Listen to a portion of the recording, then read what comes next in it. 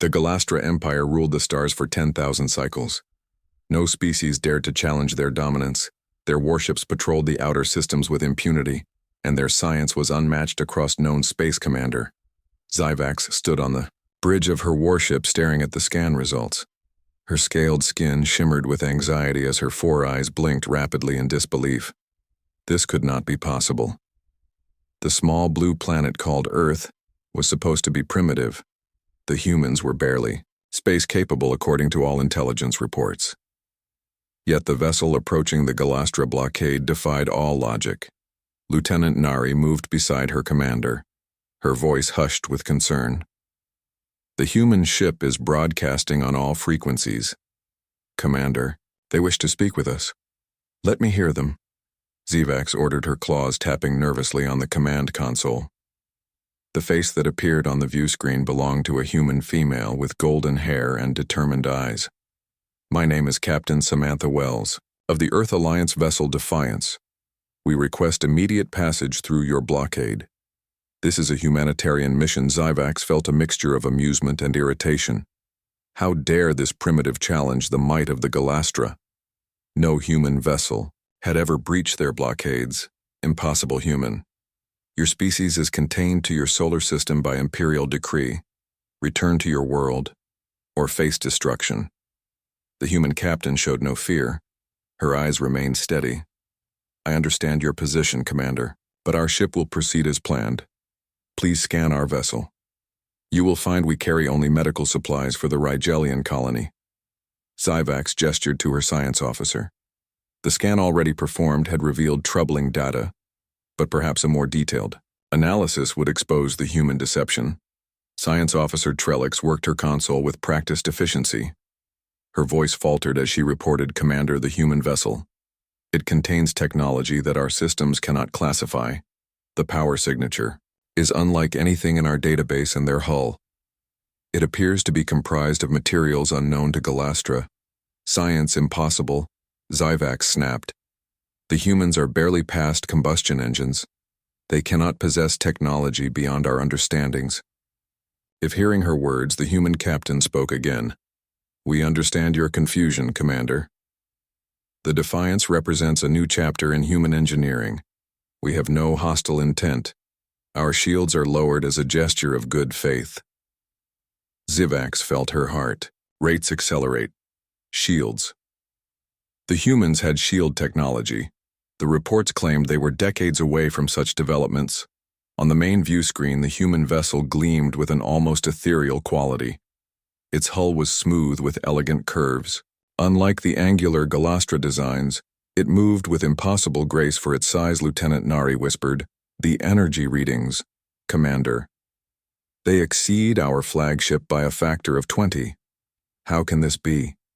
The bridge fell silent as the implications became clear. Either everything the Empire knew about humans was wrong, or this was not a human vessel at all. Captain Wells spoke again, her voice calm and measured. "We will maintain position for 30 minutes to allow your full scans. After that time we will proceed to Rigel regardless of your decision. We hope for peaceful resolution." The transmission ended, leaving the Galastra crew in stunned silence. High Admiral Kalara arrived on the bridge, her imposing figure causing the crew to stand at attention. Her 8 limbs moved with practiced grace as she approached Zyvax. "Report, Commander." She demanded, her voice cold with authority. Commander Zyvax swallowed hard. "The human vessel. Admiral, it defies all our intelligence. Their technology appears to exceed our own." Admiral Kalara studied the scan results, her expression darkening. "This vessel cannot be human. It must be an infiltration from the Arcturan hegemony, using human disguise. The Empire cannot be surpassed by primitives. But the biological scans confirm they are human." Zyvax countered carefully. "And the vessel construction.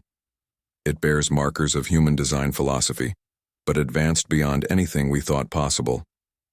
The Admiral paced the bridge, her mind racing with implications. If humans had advanced this far, this quickly, the entire strategic balance of the sector would shift. The Empire had based its expansion plans on the assumption that Earth would remain technologically inferior for at least another century. And now, this lieutenant. Nari interrupted the tense silence. Admiral, the human vessel is moving, it has. The lieutenant paused in disbelief. It has simply passed through our blockade grid. The disruptors did not activate. Impossible. Kalara roared. No vessel can penetrate a Galastra energy grid. Yet on the view screen, the Earthship Defiance moved with serene confidence through the supposedly impenetrable blockade. Its hull briefly shimmered as it passed each barrier point. Open a channel to the human vessel. Kalara demanded, Captain. Wells appeared again, her expression neutral. Admiral, I presume. How did you, the Admiral began? Selective phase harmonics? Admiral Wells answered before the question was complete. We harbor no ill will toward the Galastra Empire, but the suffering on Rigel cannot continue. We will deliver our medical supplies and depart. Your blockade remains intact for all other vessels. Kalara felt a cold realization settle over her. The humans had not only discovered phase harmonics, but had mastered their application in shield technology. Something the Empire had been researching for decades without success. The Admiral made a swift decision. Order all vessels to stand down. Allow the human ship passage. The bridge crew stared in shock. Never in living memory had an Imperial blockade been breached after the human vessel disappeared toward Rigel. Kalara turned to Commander Zyvax. The Empire must reevaluate its position on Earth. Gather all intelligence. We have grossly underestimated these humans. As the Defiance vanished from Galastra sensors, Admiral Kalara summoned her War Council. The most brilliant minds of the Empire gathered in the tactical chamber of the flagship. Their faces showed a mixture of disbelief and concern. The humans have deceived us for years, Kalara began, her voice sharp with anger. All our intelligence suggested they were at least a century from achieving space superiority. Yet this vessel, this Defiance, possesses technology that surpasses our own science director. Varla stepped forward, her delicate frame belying her fierce intellect. I have analyzed the scan data, Admiral. This is not merely advanced technology. The humans have developed systems that operate on principles unknown to our science. The hull material alone defies our understanding. It absorbs energy in ways that should not be possible. War Minister. Grek pounded his armored fist on the table. It must be external influence. No species advances this quickly without help. Perhaps the Arcturans or even the Zenth Collective. Kalara considered this.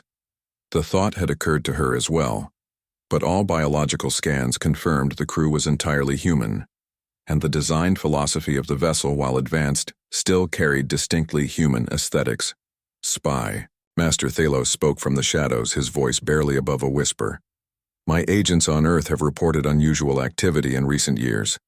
Their scientific community has made unexpected leaps, particularly in quantum physics and materials science, but nothing that would explain this level of advancement. I believe the humans have been concealing their true capabilities, said Kalara. They allowed us to underestimate them, perhaps even encouraged it. The implications were staggering. The Galastra Empire had based its entire strategic posture on the assumption that humans were a minor species barely worth monitoring. Their homeworld Earth was resource-rich but considered too distant from the major trade routes to be worth the effort of full conquest. Instead, the Empire had established a blockade preventing human expansion, while they focused on more pressing matters. That calculation now seemed catastrophically wrong. We must reassess everything, Kalara declared. Send probes to observe Earth closely. I want to know their true capabilities. And recall the invasion fleet from the Orion sector. The 7th Legion will take position in the Sol-adjacent systems. War Minister. Grek shifted uncomfortably. Is that wise, Admiral? Such a show of force might provoke them. Kalara fixed him with a cold stare. If the humans possess a fleet of vessels like the Defiance, we are already at a disadvantage. We must prepare for all possibilities. Back on the bridge of her warship, Commander Zyvax monitored the long-range sensors, watching as the Defiance approached the Rigelian colony. The Rigelians, a peaceful species of philosophers and artists, had been blockaded by the Empire for refusing to surrender their ancient libraries deemed too dangerous for For primitive species to access the knowledge contained in those libraries was coveted by the Empire. The human vessel now approached the Rigelian homeworld unchallenged. The Galastra blockade ships received orders not to engage but to observe, and report Zyvax watched with fascination as the Defiance entered orbit around Rigel Prime. The sensors showed smaller craft departing from the human vessel descending to the planet's surface. "They actually are delivering medical supplies," she murmured. "Lieutenant." Nari stood beside her. "The Rigelians have been suffering from the Talon Plague for months now. Our blockade prevented them from receiving treatment." Zyvax felt an uncomfortable sensation in her chest. The Empire had justified the blockade as necessary for galactic security. But watching the humans deliver aid to a suffering species made such justifications seem hollow. Hours passed as the human shuttles moved between their ship and the planet's surface. Sensors indicated the transfer of large quantities of medical supplies and equipment. The plague had devastated the Rigelian population, reducing their numbers by nearly a third. Most disturbingly, the Empire had possessed the cure, but had withheld it as leverage. On the command frequency, Admiral, Kalara addressed her fleet commanders. "The human vessel has completed its mission at Rigel and is preparing to depart. Do not engage but maintain surveillance. We must learn everything we can about their capabilities and intentions." The Defiance rose. From Rigelian orbit, its sleek form still a mystery to Galastra sensors. To the shock of the observing fleet, it did not proceed toward Earth. Instead, it altered course, heading deeper into Galastra territory. "Admiral, where is it going?" Zyvax asked, her voice tight with concern. "Unknown," Kalara replied, "but I intend to find out, pursue at safe distance." The human vessel moved with astonishing speed, far outpacing the Galastra pursuit ships. Its course seemed erratic at first, then resolved toward a specific destination. The Proxima cluster, Kalara realized with growing alarm, the heart of the Galastra defensive network. Within the Proxima cluster lay the Empire's most closely guarded secret, a vast array of automated weapons platforms designed to destroy any enemy fleet that might threaten the Galastra homeworlds. No foreign vessel had ever penetrated the cluster's outer defenses, yet the Defiance proceeded directly toward it without hesitation. "Scramble all available forces," Kalara ordered. "We cannot allow them to breach the Proxima defenses," but it was already too late. The sensors showed the human vessel had already entered the outer perimeter of the cluster. No alarms had sounded. No automated defenses had activated. The most secure military installation in the Empire had been penetrated as easily as the Rigel blockade war minister. Grek spoke, his voice hollow with disbelief. "How can they know the defense codes? How can they move through our security grid as if it does not exist?" Kalara had no answer. She could only watch as the human vessel proceeded deeper into the heart of Galastra. Military power on the screens before them. The leaders of the Empire witnessed something unprecedented. The Proxima defense grid, the most powerful weapon system ever created by the Galastra, began to power down. One by one, the weapon platforms went dark, their energy signatures fading. "They are disabling our defenses," Grek whispered. "The humans are disarming us, but how?" Kalara demanded. "The system is isolated. There is no way to access the control nodes without physical presence, and no way to approach those nodes without proper authorization." Yet they were witnessing the impossible. The cornerstone of Imperial defense was being neutralized before their eyes, and they were powerless to stop it. Admiral Kalara ordered an immediate deep scan of the human vessel. The results caused her blood to run cold. The Defiance had fully powered up, revealing energy signatures that dwarfed anything in the Galastra fleet. Its weapon systems locked onto each Imperial vessel with perfect precision. The scan showed defensive capabilities that rendered conventional Galastra weapons useless. More disturbing, still, the human ship was generating some form of field that the Imperial sensors could barely detect, let alone understand. It seemed to bend the very fabric of space around the vessel.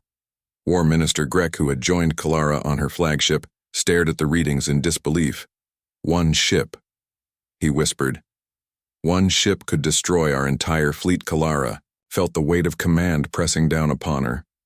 The Empire had never retreated, had never shown weakness, but she was faced with an impossible choice: engage and likely lose her entire fleet, or stand down and suffer the greatest humiliation on Imperial history on the view screen.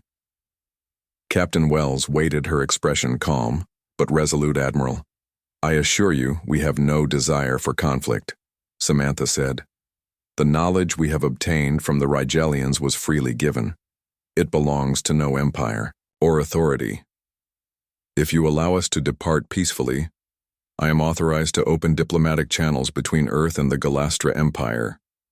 Our peoples have much to offer one another." Kalara hesitated, feeling the eyes of her officers upon her. To engage would be suicide, to retreat would be disgrace. Neither option was acceptable to a Galastra admiral. Then a third option presented itself. Science Director Varla spoke quietly, her analysis complete. "Admiral, the human vessel is generating a localized phase shift. If they activated at full power, they could simply disappear from our space. They are offering us a way to save face." Kalara understood immediately. The humans were providing her with an explanation she could give to her superiors. They could claim the vessel utilized unknown technology to escape, rather than admitting the Empire had backed down. "Captain Wells," she said finally, "the Galastra Empire does not recognize your right to the Rigelian knowledge. However, we will allow you to depart. We will be watching Earth closely. Any aggressive moves will be met with the full might of the Empire." Samantha nodded. "We understand, Admiral Wells." Out. The transmission ended and the Defiance began to move. The phase field around it intensified, causing the vessel to shimmer on Galastra sensors. Then, in a flash of light that temporarily blinded Imperial instruments, the human ship vanished. "Order all vessels to stand down," Kalara commanded. "There will be full debriefing aboard my flagship in 1 hour." As the Admiral turned away from the view screen, Commander Zivax approached cautiously. "Admiral, the humans, they could have destroyed us. Why didn't they?" Kalara considered the question. "That, Commander, is what troubles me most.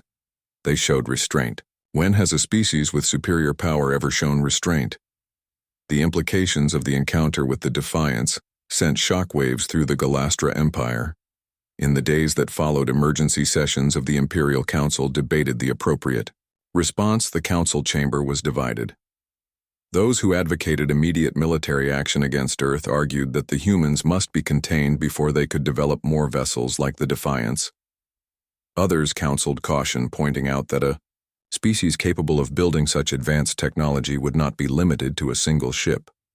The window for easy conquest of Earth had likely closed years ago without the Empire realizing it.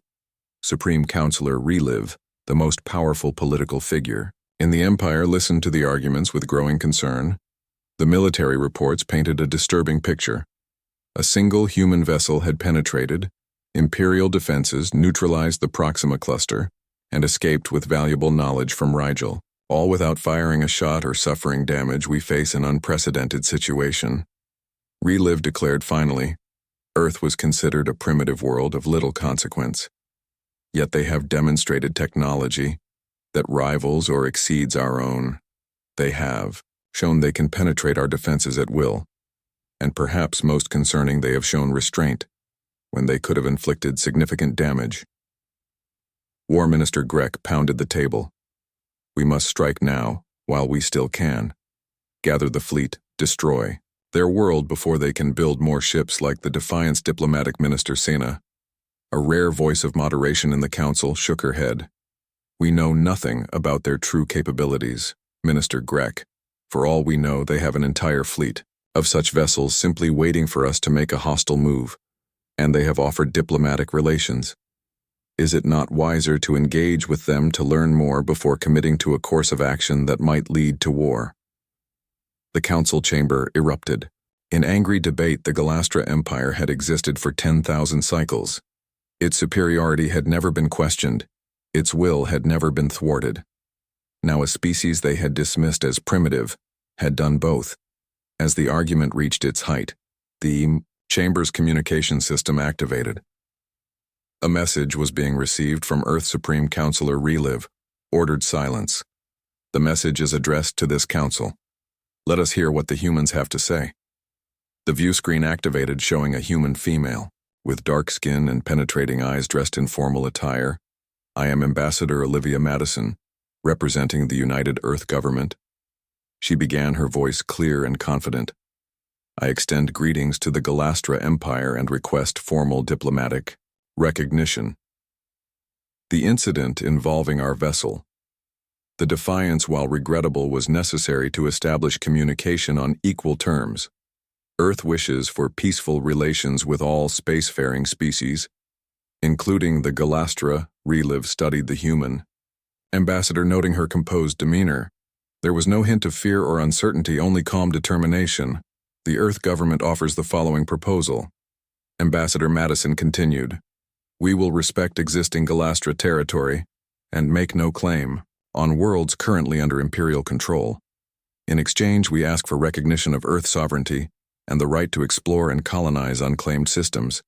We also request the immediate lifting of all blockades against peaceful worlds such as HFY War. Minister Grek sputtered with indignation.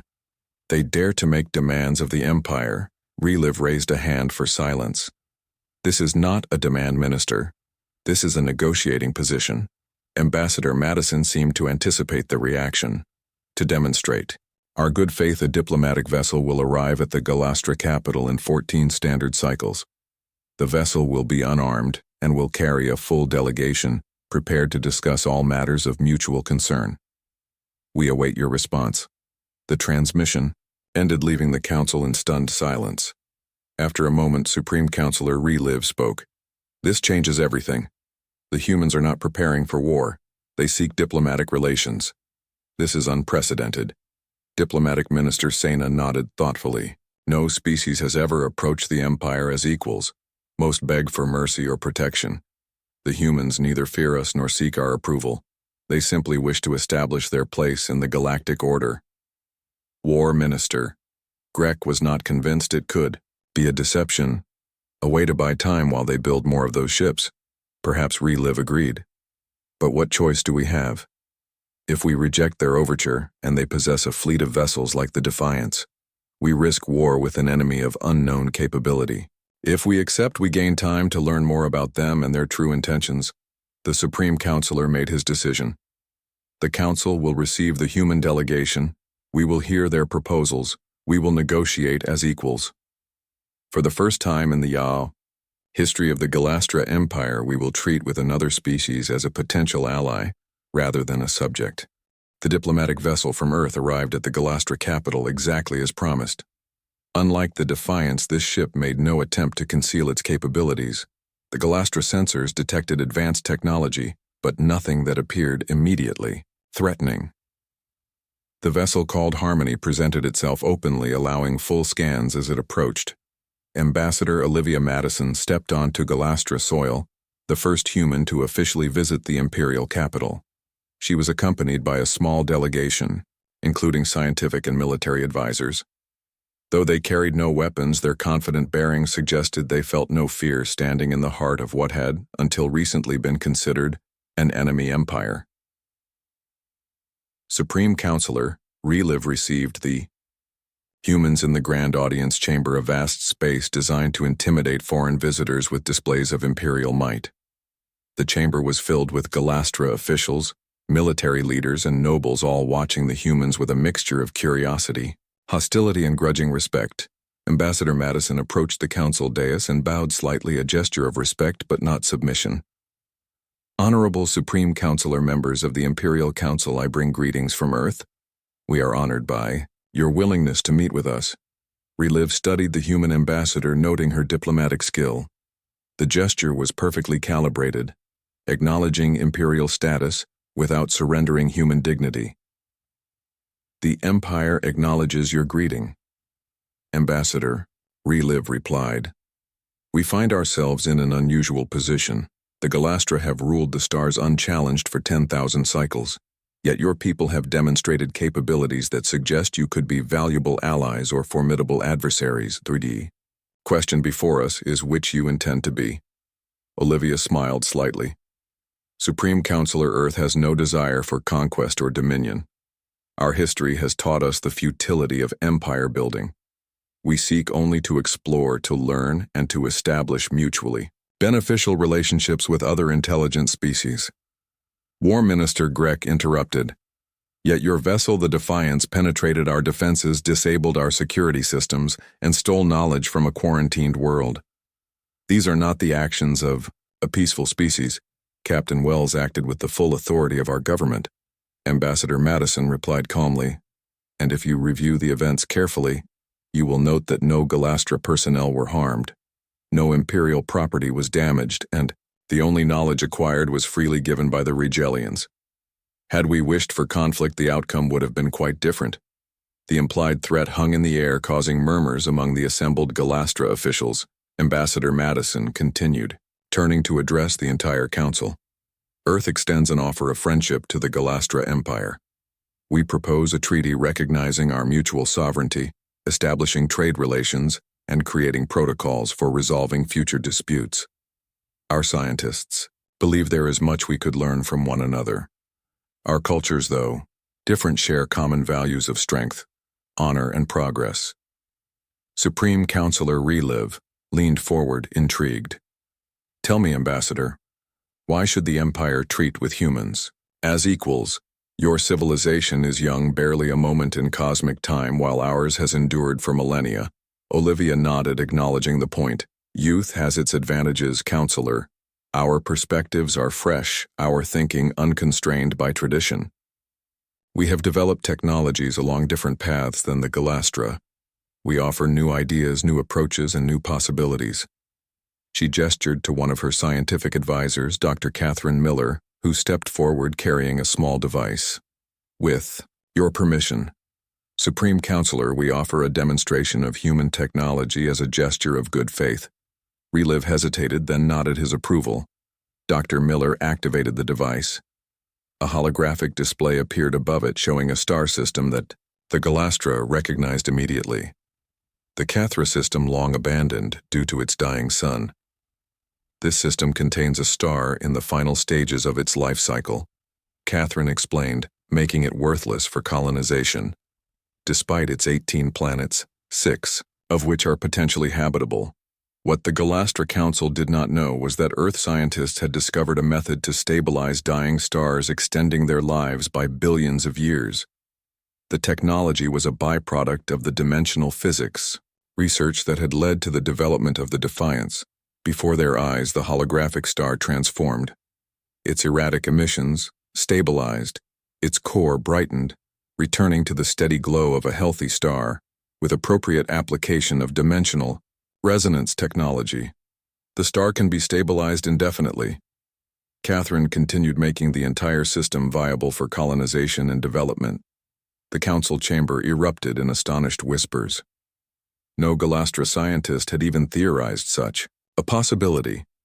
The ability to rejuvenate dying stars would transform Imperial expansion plans. Dozens of abandoned systems could be reclaimed. Is this technology something Earth would be willing to share? Ambassador Madison asked simply. Supreme Counselor Relieve studied the humans with new understanding. For the first time, he saw them not as primitives who had somehow acquired advanced technology, but as equals with their own unique perspective and gifts. The Empire would be interested in such an exchange, he admitted. What would Earth require in return? Fair and equal trade, access to Galastra star charts, and the immediate lifting of all blockades against peaceful worlds.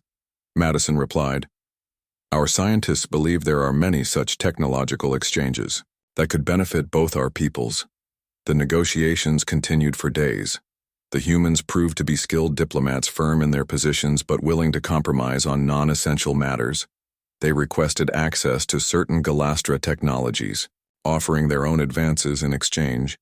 They proposed joint exploration of uncharted regions of space and shared colonization rights for newly discovered habitable worlds. Most surprisingly, they showed little interest in military matters while they firmly established their right to self-defense. They proposed creating demilitarized zones between Earth and Galastra space and protocols for avoiding accidental conflicts. Commander Zivax, who had been invited to observe the negotiations, approached Ambassador Madison during a recess. Your proposals are most unusual, she said. Most species, when gaining technological superiority, immediately seek territory or resources. You seem concerned primarily with knowledge and peaceful coexistence, Olivia smiled. Earth has a long history of conflict, Commander. We have learned through bitter experience that conquest rarely brings lasting benefits. Cooperation and mutual respect prove more valuable in the long term. The negotiations concluded with the signing of the Earth-Galastra Accord, the first equal treaty in Imperial history. The agreement recognized Earth as a sovereign power, established trade relations, and created a framework for ongoing diplomatic contact. As Ambassador Madison prepared to return to Earth, Supreme Counselor Relive requested a private meeting. I must ask, Ambassador, he said when they were alone. How did Earth advance so quickly? All our intelligence indicated you were centuries away from the technology displayed by the Defiance. Olivia considered her response carefully. We have always been more capable than we appeared. Counselor Earth chose to develop in secret, knowing that premature exposure to galactic politics could be dangerous. The Defiance represents decades of focused research and development. We revealed ourselves only when necessary to prevent suffering on Rigeland. The knowledge you obtained from the Rigelian library. Relive pressed. What was it? Madison smiled. The Rigelians shared information about dimensional physics that complemented our own research. It confirmed theories our scientists had already developed. The true value was not in new technology, but in new perspective. We now understand reality in ways that will benefit all species. Relive nodded slowly. The Empire has much to learn from Earth, it seems. We have ruled for so long we've forgotten how to grow. As the human delegation departed, the Galastra capital news of the treaty spread throughout the Empire. Many were shocked that the Supreme Council had agreed to treat with humans as equals, others particularly younger. Galastra saw opportunity in the new relationship. Commander Zyvax received new orders. She was to command the first Galastra vessel assigned to joint operations with Earth forces. Her mission to establish protocols for combined fleet activities and evaluate human military capabilities firsthand as her ship prepared to depart for Earth space. Zyvax reflected on how quickly everything had changed. One human vessel had transformed the balance of power throughout the galaxy, not through force of arms but through the strategic application of superior technology and diplomatic skill. The age of unquestioned Galastra dominance had ended, and a new era of cooperation and competition had begun. The humans had accomplished with a single ship what countless species had failed to achieve through centuries of resistance. They had earned the respect of the Galastra Empire, and perhaps most remarkably, they had done so without firing a shot. Captain Samantha Wells stood on the bridge of the Defiance, her eyes fixed on the tactical display. The Proxima defense grid was shutting down precisely as planned, each weapons platform going dark in sequence. Lieutenant Tina Morales, her tactical officer, looked up from her station. Captain, the final node has been neutralized. The defense grid is completely offline. Samantha nodded, satisfied. The Galastra military would be in chaos now, unable to comprehend how their impenetrable defenses had been overcome so easily. They would not understand that the Defiance had never actually entered the Proxima cluster at all. What they saw on their sensors was merely a projection, a holographic phantom with matching energy signatures, while the real Defiance remained safely in orbit around Rigel Prime. Are our operatives in position? She asked. Chief Communications Officer Patricia Garcia nodded. All teams report ready, Captain. The Rigelian resistance is fully mobilized, and our agents have secured access to the central library. Good, Samantha replied. Now we wait. The plan had been years in the making. Earth had known about the Galastra Empire for decades, long before the aliens discovered humans had achieved spaceflight. Earth intelligence had intercepted and decoded Galastra communications, learning about their expansion plans, their technology, and most importantly, their weaknesses. The blockade of Rigel had provided the perfect opportunity. The plague sweeping through the Rigelian population was real, but it was only part of the story. The ancient libraries that the Empire coveted so desperately contained knowledge that could shift the balance of power throughout the galaxy, and now Earth had access to that knowledge. On the surface of Rigel Prime, Lieutenant Kelly Foster led her team through the underground passages beneath the Great Library. The Rigelians, tall, elegant beings with iridescent skin, guided them through chambers untouched for millennia. The Galastra do not understand what they seek. Elder Tyron explained, his voice melodic and serene. They believe our libraries contain weapon schematics or star charts, but the true treasure is something far more valuable. They reached a circular chamber, its walls covered in symbols that seemed to shift and change as Kelly watched. The air hummed with energy. "This is the heart of knowledge," Tyron said, "the repository of our ancestors' wisdom. It contains the secret of transformation." Kelly had been briefed on the mission, but she did not know exactly what they sought, only that Earth scientists believed it could change everything. The Rigelian elder approached a crystalline pedestal in the center of the room, placing his six-fingered hand upon it. The crystal began to glow, casting rainbow patterns across the chamber. "For 10,000 years we have guarded this knowledge, waiting for a species worthy of receiving it," Tyron said. "The Galastra would use it to dominate, to conquer. But we have watched your kind, humans. We have seen how you came to our aid despite the risk. You value life above power. That is why we called to you. That is why we will share our secret with Earth." Kelly felt her pulse quicken. What had started as a humanitarian mission with a side objective of intelligence gathering had suddenly become something much more significant. Back on the Defiance, Samantha received the communication from the surface team captain. "They have access to the library. The Rigelians are cooperating fully. They say they have been waiting for us." Samantha exchanged glances with her science officer, Dr. Susan Lee. "Is it what we expected?" Dr. Lee studied the incoming data stream, her eyes widening. "It's more, much more. The Rigelian library contains information about dimensional physics beyond anything we've theorized. The applications are endless." Behind them, the main view screen activated, showing a Galastra warship approaching. Their phantom decoy had done its job, drawing attention away from Rigel, but now the Empire had realized the deception. "Captain," Samantha said, "we have multiple Galastra vessels on approach. They appear to have detected our actual position. How long do you need?" she asked. Turning to Dr. Lee, the science officer checked her instruments. "The data transfer is at 70%. We need at least 10 more minutes." Samantha nodded. "Make preparations to engage defensive systems, but keep our true capabilities masked. No need to show all our cards just yet." On the bridge of her warship, Commander Zivak stared at the sensor readings in confusion. The Defiance had vanished from the Proxima cluster without a trace, only to reappear in orbit around Rigel Prime. How was this possible? Had the humans developed some form of instantaneous transportation, or had they never left Rigel at all? The implications were disturbing. Either possibility suggested technology far beyond what the Empire possessed. Admiral Kalara's voice came through the command channel. "All vessels converge on Rigel Prime. Capture the human vessel at all costs. If capture is impossible, destroy it. We cannot allow them to return to Earth with whatever they have acquired." Commander Zivax directed her ship toward Rigel, accelerating to maximum speed, but she felt a growing sense of unease. The humans had outmaneuvered them at every turn. What other surprises might they have in store? On Rigel Prime, the data transfer reached completion. Kelly and her team prepared to return to the Defiance. Elder Tyron placed a small crystal in her hand.